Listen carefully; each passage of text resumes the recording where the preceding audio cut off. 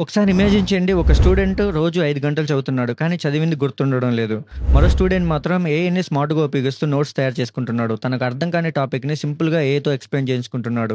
Daily తన study plan కూడా తయారు చేసుకుంటున్నాడు. ఇక్కడ మీరు ఒక విషయం గమనిస్తే ఇద్దరు చదువుతున్నారు. కానీ డిఫరెన్స్ ఏంటి? ఏంటంటే ఈ ఇద్దరిలో ఒకరు ఏఐని స్మార్ట్‌గా ఉపయోగిస్తున్నారు. ఇక్కడ మీరు ఇంకో విషయం కూడా గుర్తుపెట్టుకోవాలి. ఏఐ మీకు బదులుగా చదవదు. కానీ మీరు చదివే విధానాన్ని చాలా స్మార్ట్‌గా మార్చగలదు. ఈ వీడియోలో స్టూడెంట్ ఏఐని ప్రాక్టికల్‌గా ఎలా ఉపయోగించుకోవచ్చు, ఏఐతో ఎలాంటి పనులు చేసుకోవచ్చు, అలాగే ఏఐని ఉపయోగించేటప్పుడు చేయకూడని మిస్టేక్ ఏంటో తెలుసుకుందాం. ముందుగా ఒక విషయం క్లియర్ చేసుకుందాం. ఏఐ అంటే మనం ఒక క్వెషన్ అడిగితే ఆన్సర్ చెప్పే గూగుల్ లాంటి టూల్ మాత్రమే కాదు.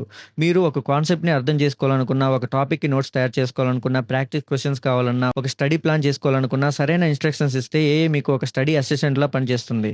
కానీ ఇక్కడే ఒక ఇంపార్టెంట్ పాయింట్ ఉంది. ఏఐ ఇచ్చిన ఆన్సర్‌ని బ్లైండ్‌లీ నమ్మకూడదు. ఏఐని ఒక అసిస్టెంట్‌లా మాత్రమే ఉపయోగించుకోవాలి. టీచర్‌కి రిప్లేస్‌మెంట్‌గా కాదు. ఫర్ ఎగ్జాంపుల్ మీరు బయాలజీలో ఫోటోసింథసిస్ సబ్జెక్ట్ చదువుతున్నారనుకోండి. టెక్స్ట్ బుక్‌లో ఒక పారాగ్రాఫ్‌ని అర్థం చేసుకోవడం కష్టంగా ఉంటే ఏఐని ఇలా అడగొచ్చు. ఫోటోసింథసిస్ సబ్జెక్ట్‌ని 10థ్ క్లాస్ స్టూడెంట్‌కి అర్థమయ్యేలా సింపుల్ తెలుగులో ఎక్స్‌ప్లెయిన్ చేయి అండ్ ఇంపార్టెంట్ క్వెషన్స్ కూడా ఇవ్వు.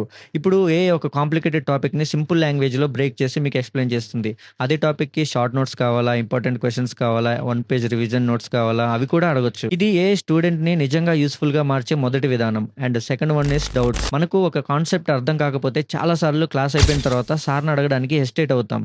ఇక్కడ ఏఐని పర్సనల్ డౌట్ అసిస్టెంట్‌లా కూడా ఉపయోగించుకోవచ్చు. కానీ అది ఎక్స్‌ప్లెయిన్ చేయి అని మాత్రమే అడగడం కంటే, నాకు ఈ టాపిక్ అసలు తెలియదు. చాలా బేసిక్ లెవెల్ నుంచి ఎక్స్‌ప్లనేషన్ కావాలని అడగండి. ఇలా అడగడం వల్ల బెటర్ ఎక్స్‌ప్లనేషన్ ఇచ్చే అవకాశం ఉంటుంది. ఇంకా అర్థం కాకపోతే సింపుల్‌గా ఎక్స్‌ప్లెయిన్ చేయి అని మళ్ళీ అడగొచ్చు. అంటే ఏఐతో కన్వర్జేషన్ చేయాలి. ఇక్కడ ఆన్సర్ తెలుసుకొని వెళ్ళిపోవడం మాత్రమే కాదు. ఎగ్జామ్ ప్రిపరేషన్‌లో కూడా ఏఐ చాలా యూజ్‌ఫుల్‌గా ఉంటుంది. ఉదాహరణకు మీరు ఒక చాప్టర్ కంప్లీట్ చేశారనుకోండి. ఏఐని ఇలా అడగండి. ఈ చాప్టర్ ఆధారంగా 20 క్వెషన్స్ ప్రిపేర్ చేయి. ఈజీ, మీడియం, హార్డర్‌గా డివైడ్ చేయి. ఇప్పుడు మీకు ఒక ప్రాక్టీస్ టెస్ట్ కూడా రెడీ అవుతుంది. ఇంకా ఇంట్రెస్టింగ్ విషయం ఏంటంటే మీరు ఏఐని ఇంటర్వ్యూ లేదా ఎగ్జామినర్‌లో కూడా ఉపయోగించుకోవచ్చు.